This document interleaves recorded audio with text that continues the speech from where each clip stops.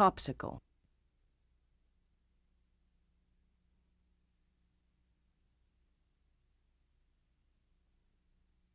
Step 1. Here we've got quite a large spay hook. Really any steelhead hook will work fine for this. And some standard 6/0 thread is what we want to use. And we're going to create a bit of a base there in about the last half of the fly towards the eye. Step 2.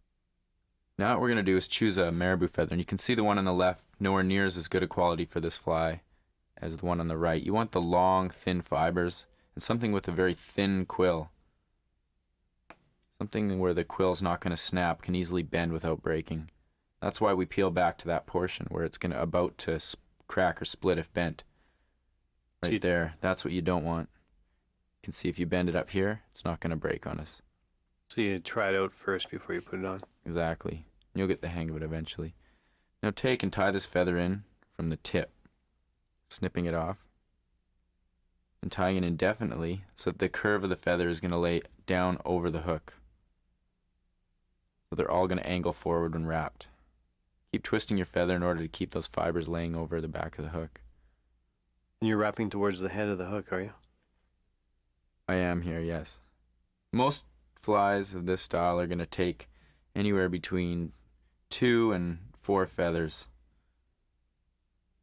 in order to create a thick enough body. It also helps by peeling the quill like this, so that way when you tie off, you're not getting all the fibers tied down, you're only tying onto the quill. You can see there it's nice and neat and easy to tie off.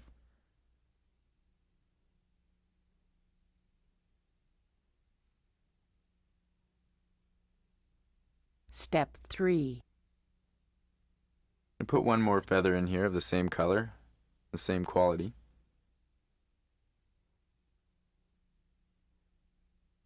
And again, it's been prepared so that it's been peeled right up to where we want to end off. That we're not going to get that stiff portion of the quill in, and we're going to be able to tie down without tying any of the fibers down. How much bulk do you want to the body of this fly? Well, you can usually limit yourself to, like I say, probably 3 and 4 feathers at the absolute most. Anything beyond that makes it too fat and too thick.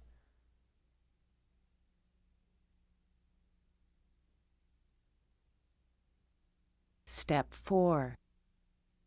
You can see here we've got a bit of contrast. We're going to come in with a darker feather. Do the same thing. Although with this one we probably don't want quite as many wraps.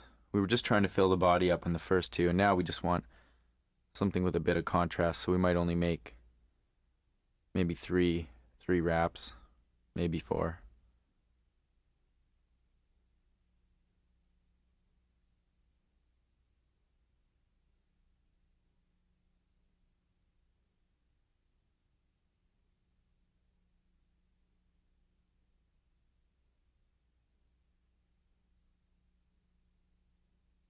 There you go, we left some space at the head.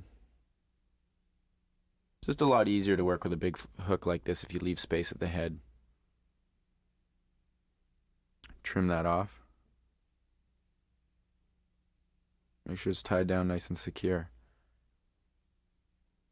Now you might want to add a bit of Flashabou or something at this point. Step 5.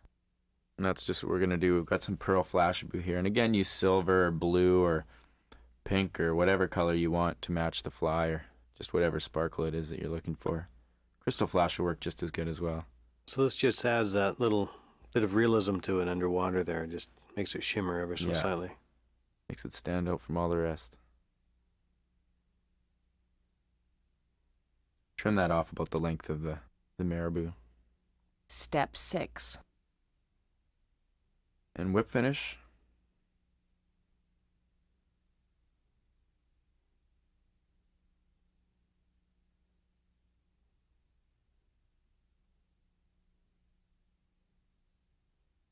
There you go, it's going to get nice and sleek in the water.